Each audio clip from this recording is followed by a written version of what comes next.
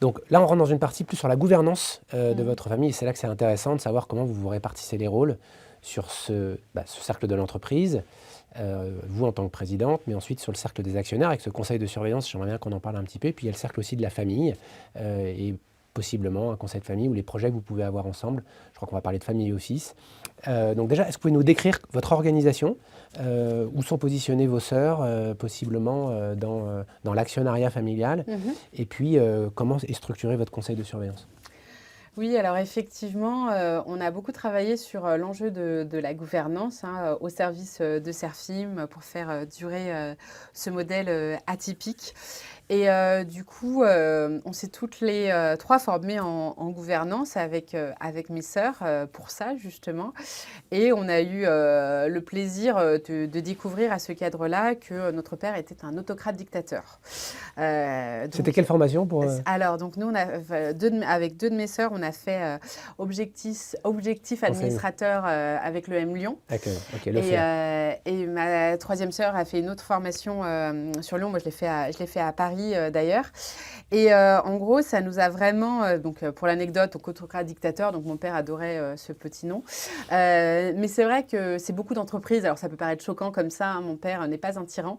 Mais c'est beaucoup d'entreprises françaises qui ont longtemps été structurées comme ça, qui le sont potentiellement aujourd'hui. Et ça a plein de qualités d'ailleurs. Et on espère essayer de trouver aujourd'hui la formule pour garder certaines qualités, mais mieux se structurer en matière de gouvernance. Ouais. En fait, ce qu'on voit souvent, et c'est un peu logique, c'est que finalement, vous êtes la 6e dirigeante, mais vous êtes la 2e génération, ce qui veut dire qu'en fait, la première génération qu'incarne votre père, c'est une génération où généralement on ne voit pas les 3 cercles. Ils sont superposés. On est à la fois le dirigeant de l'entreprise, son unique actionnaire ou principal actionnaire, même s'il y a un peu d'actionnariat managérial, et on est le chef de famille. Et donc en fait, on est aussi l'autocrate dictateur de ces 3 cercles. On prend toutes les décisions. On souffre beaucoup plus de la solitude du dirigeant généralement dans ces étapes-là, notamment quand on est un premier créateur ou un premier fondateur de l'entreprise. Mais dès qu'on arrive à une 2e puis une 3e, cette dynamique des 3 cercles doit être structurée et organisée. Alors parfois, à la 2e, on ne l'organise pas, on attend la 3e ou la 4e pour le faire. Mais vous l'avez déjà fait. Et donc ça, c'est intéressant de voir comment vous avez fait glisser, parce qu'il est quand même président du conseil de surveillance, donc il a quand même un pouvoir, j'imagine, dans votre relation. Alors effectivement, donc, en janvier 2023, mon père est passé président du conseil de surveillance. Et donc on a mis en place un conseil de surveillance qui était initialement purement familial. On n'a pas tout de suite intégré les indépendants dans une logique de d'abord se professionnaliser, de finaliser nos formations et d'apprendre, s'assurer que tout le monde ait un bon niveau de connaissance sur l'entreprise.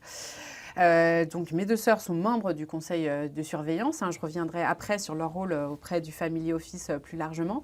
Mais du coup, sont membres du conseil de surveillance qui est structuré 4 fois par an où on travaille sur les enjeux stratégiques. Je leur propose une stratégie qui est validée, on échange. Et c'est vrai que pour faire écho à cette fameuse solitude du dirigeant, c'est hyper appréciable. Je pense qu'avec mes sœurs, on a quand même vraiment ce socle commun de valeurs. Et elles sont très fières et elles me poussent même à continuer d'avancer sur les enjeux de sécurité, de santé, de prévention, aussi environnementale et aussi bien sûr sur l'ensemble des enjeux. Petit à petit, donc, on a intégré des indépendants. Donc 3 profils, un profil vraiment plutôt expert de la gouvernance, pareil dans cette logique de continuer à se professionnaliser dans la gouvernance avec quelqu'un que connaît mon père, mais qui n'était pas un ami de mon père, une amie en l'occurrence, que c'est une femme, parce que c'était aussi important que voilà, c'était quelqu'un qu'on a rencontré et qu'on est allé chercher par rapport à cette expertise de gouvernance, mais aussi d'autres évidemment expertises autour du digital, autour de l'international pour ce profil-là. Ensuite, on a intégré un 2e indépendant sur la partie plusieurs aspects, sécurité, prévention, qui vient d'un grand groupe industriel qui connaît ces enjeux-là, mais aussi quelqu'un avec qui j'ai fait la Convention des entreprises pour le climat, donc une initiative qui m'a beaucoup portée aussi dans la stratégie que je porte pour l'entreprise. Et puis plus récemment, on a intégré un 3e profil plus finance, plus financiers par rapport à des enjeux de cash de l'entreprise et pour voir comment on peut acculturer l'entreprise à d'autres indicateurs financiers, qu'il l'a fait dans un contexte d'entreprise familiale aussi et qui par ailleurs a aussi voilà, une expertise en acquisition évidemment. Mes sœurs, elles ont leur profil, chirurgienne ORL, donc je l'implique notamment beaucoup sur les enjeux de sécurité et de santé de par sa formation, mais aussi sur les sujets d'éthique. Mon autre sœur est plutôt dans la communication à l'événementiel et du coup plutôt sur tous les procédés autour, je pensais aux procédés de gestion de crise qui sont un aspect important à formaliser et puis plus largement la vision de Serfin sur le long terme. Okay. Ça, c'est vraiment pour le rôle qu'elles ont plus par rapport au conseil de surveillance. Ils se réunissent 4 fois par an, 6 fois par an 4 fois par an. 4 fois par an avec vraiment un certain nombre de sujets qui vont être faits à chaque fois autour de la sécurité, de la finance et puis après des thématiques qui viennent plus poussées sur la RSE, sur les RH, sur nos métiers, sur la stratégie. Et là, on pousse avec des angles, avec des visites pour vraiment faire connaître l'entreprise et aussi être finalement faire des choix collectifs par rapport à certains choix stratégiques. Okay. Donc les administrateurs indépendants, c'est une des très bonnes pratiques des entreprises familiales dans la gouvernance. Et puis vous les avez bien décrits, parce que vous avez décrit les rôles plutôt que de décrire les noms des personnes, et ça je trouve que c'est assez smart. Vous avez déjà fait tourner ces indépendants, ou pour l'instant vous êtes dans un premier format, puisque finalement il est relativement jeune ce conseil? Oui, alors effectivement, il est relativement jeune, donc pour le moment ils n'ont pas tourné, parce que certains sont là depuis 1 an, je crois, pour entre 3 ans et 1 an. La logique voudrait quand même de les faire tourner, mais pas forcément trop vite, parce que parfois on se dit que 3 ans, ça peut être un peu court, donc on est peut-être sur 6 ans, mais tout dépend des profils, et puis tout dépend, pour moi, en tant que dirigeante opérationnelle, ce qui est important, c'est par rapport aux enjeux de l'entreprise. Alors, à la fois les enjeux de l'entreprise à l'instant T, et puis bien sûr, les enjeux de long terme, parce que c'est ça qui compte en tant que conseil de surveillance. Donc voilà, on est dans cette logique-là, mais on est quand même relativement au début de cette gouvernance d'entreprise. C'est très intéressant et c'est vrai que pour nos auditeurs qui réfléchissent à structurer ces conseils, ils font ce que vous avez fait souvent au départ, c'est que leur conseil de surveillance ressemble plus à un conseil de famille qu'un conseil de surveillance parce qu'on le fait d'abord en famille et vous avez la bonne idée d'aller vous former pour pouvoir l'organiser. Et ensuite, il y a ce triangle dans les conseils où vous avez le niveau d'indépendance, et donc les familiaux ne sont pas indépendants puisqu'ils sont actionnaires. Le niveau d'expertise qui peut être plus ou moins élevé. Et là, c'est intéressant. Par exemple, votre sœur qui est chirurgienne, son expertise, ce n'est pas la gestion de l'entreprise, mais néanmoins, elle apporte probablement un regard extérieur et d'actionnaire intéressant, à minima en portant les valeurs de votre famille et en s'assurant qu'elles sont respectées dans votre management et dans votre direction générale. Et puis ensuite, il y a les pouvoirs qu'on donne à ce conseil. Donc c'est intéressant de le faire glisser lorsque vous avez un dirigeant qui était votre père, qui devient président du conseil de surveillance, parce qu'il a cette maîtrise finalement et cette connaissance de l'entreprise. Mais je voudrais savoir, quels sont les pouvoirs aujourd'hui que ce conseil a sur vous, Alexandra, en tant que présidente? Est-ce que c'est vraiment consultatif ou ils sont en capacité de vous dire non à des sujets d'investissement ou de choix stratégiques? Alors, on a défini des seuils sur lesquels ils ont un avis de go-no-go, clairement, sur des sujets à partir d'une certaine taille. On a créé les conditions, finalement, et c'est vrai qu'on en a beaucoup parlé, c'était important pour moi, évidemment important pour mon père, mais qui était plutôt dans un autre modèle. C'était quand même important pour moi de garder une grande souplesse dans certaines décisions, une manière d'agir. Donc, en grande partie, c'est consultatif, mais quand je dis consultatif, ça ne veut pas forcément dire que ça n'a pas d'intérêt du tout, parce que pour moi, c'est vraiment être assuré sur certains choix. Être assuré sur certains choix, les faire ensemble, s'assurer que ce soit cohérent avec différents angles de vue, comme vous l'avez rappelé. Après, on a quand même défini certains seuils à partir du moment d'investissement et notamment d'acquisition, à partir du moment où on considère qu'on peut mettre à risque l'entreprise dans sa pérennité. Et c'est à partir de là qu'il y a une certaine logique. On n'a pas eu aujourd'hui de cas de figure avec une très grosse croissance externe qui a été refusée par le conseil de surveillance. Et pour le coup, pour pour moi, c'est pas ne pas donner de pouvoir au conseil, c'est plutôt qu'en fait, quand on a des discussions sur des choses plus grosses, on va en parler, on va réfléchir, on va échanger et on arrive à faire une décision finalement assez collégiale. Et donc, du coup, je trouve que c'est assez équilibré. Après, ça reste une gouvernance relativement jeune et ça peut évoluer dans le temps. Mais moi, j'aime beaucoup à dire que c'est pas un objectif en soi d'un conseil de surveillance de dire non. C'est vraiment les conditions qui font qu'on arrive à échanger sur ça. Alors vous avez, me semble-t-il, aussi revu un peu le capital. C'est-à-dire vous êtes monté au capital. Vous pouvez nous expliquer un peu la dynamique avec vos sœurs? Parce que souvent c'est un sujet, hein, égalité ou équité.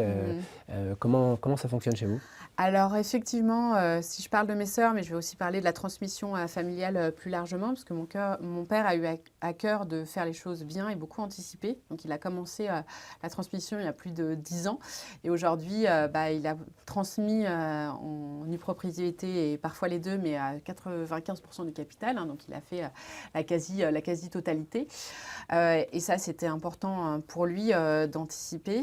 On a aujourd'hui donc une structure de tête familiale, une holding de tête où on est à part égale avec mes sœurs.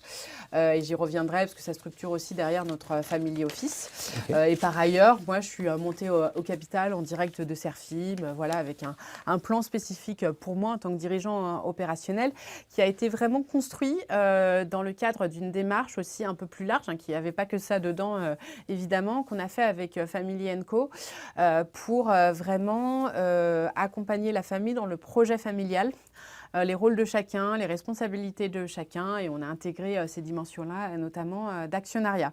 On a cette particularité d'avoir 20% du capital, donc qui est une centaine de managers. Donc ça, c'est quelque chose d'important pour nous. Et pour revenir donc à mes sœurs, et à la fois, du coup, pour terminer sur les pouvoirs, on a créé les conditions de beaucoup d'agilité, mais pour finalement avoir un équilibre entre dirigeants opérationnels et personnes présentes, donc en l'occurrence moi aujourd'hui de la famille, et mes sœurs qui ne sont pas opérationnelles dans l'entreprise.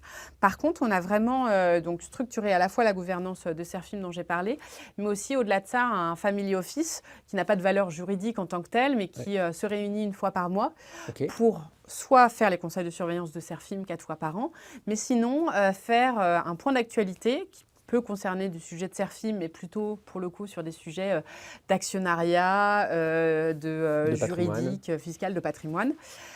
D'autre part, des enjeux immobiliers structurés dans une foncière beaucoup liée à l'entreprise, mais qui est dirigée donc, par ma sœur Virginie en complément de ses activités de dirigeante d'une entreprise de communication et d'événementiel, donc Prisme Consulting.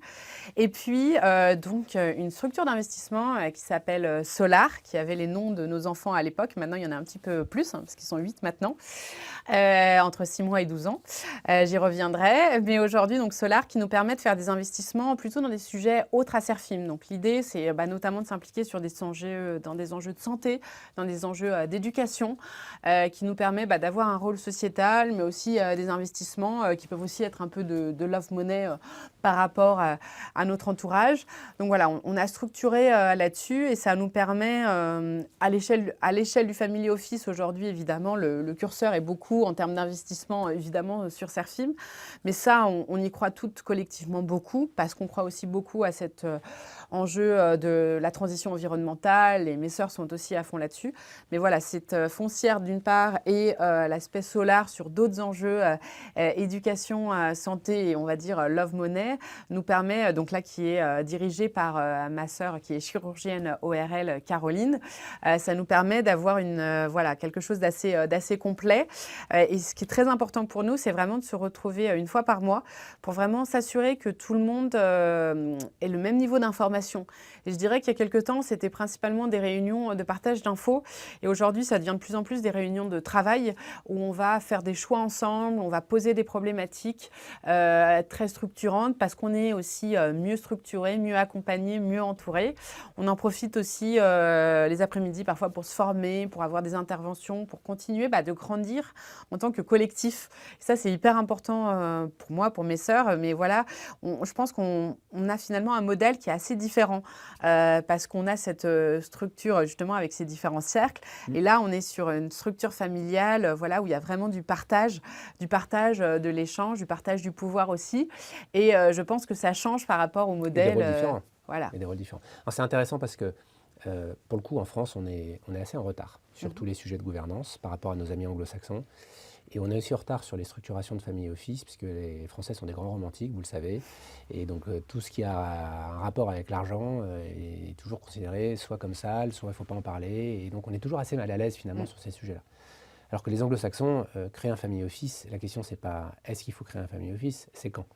Et donc, c'est assez intéressant que vous l'ayez structuré, et notamment que vous l'ayez professionnalisé, parce que là, on voit bien les rôles différents. Il y a une foncière qui est dirigée par une de vos sœurs, il y a finalement une société d'investissement qui est dirigée par l'autre sœur, et donc les pouvoirs se répartissent différemment dans ces trois cercles que vous avez décrits. Vous vous occupez de l'entreprise, mais finalement, dans ce cercle actionnaire, vous êtes une actionnaire comme les autres, et vous donnez votre avis, j'imagine, sur tel investissement immobilier ou tel investissement dans cela. Donc, c'est vraiment intéressant de le voir. L'Association française du Family Office, elle décrit la mission des family office comme double. Elle dit la première, ça doit être de préserver l'harmonie de la famille. Et donc, le fait de créer cette récurrence, tout ce que vous avez travaillé avec Family Co est une très bonne pratique. Et la deuxième, c'est de protéger ou de préserver le patrimoine. Et donc, ça, c'est vrai que ce sont les deux missions importantes. Moi, j'aime bien en rajouter trois. Trois parce que, en fait, ce qui est difficile aujourd'hui en France, et on le voit dans le contexte, c'est que souvent l'entreprise, elle porte une triple charge. Elle doit innover pour rester en vie. Elle doit finalement prendre en charge tous les sujets de fiscalité parce que plus l'entreprise grossit, moins la famille est en capacité finalement de payer la note. C'est tous les débats qu'on a eu en ce moment sur cette fameuse taxe Zuckman. Et puis, elle doit protéger la famille. Et donc, il y a pour moi trois autres missions. La première, c'est de rendre le patrimoine indépendant de l'entreprise familiale pour que l'entreprise n'ait pas à porter cette charge-là. La deuxième, c'est d'aider la famille toujours à développer cette orientation entrepreneuriale. Parce que c'est celle qui va permettre de développer des activités. Et finalement, c'est l'histoire de votre papa qui ne va pas dans l'entreprise familiale historique. Finalement, elle fait partie du groupe aujourd'hui, vous ne l'avez pas rappelé, mais on peut le dire. Mais lui développe un nouveau projet, et vous, quand vous le reprenez, vous le développez aussi. Puis la dernière chose, et ça va nous emmener à la dernière partie, c'est de mesurer ce qui compte. Et avant, quand on faisait de l'investissement ou du patrimoine, on avait deux critères, le rendement et le risque. Aujourd'hui, on en a trois, le rendement, le risque et l'impact. Et l'idée, c'est de pouvoir mesurer ces trois critères-là. Et ce que vous faites dans Solar, probablement, vous permet d'avoir aussi cette mesure ou cet indicateur.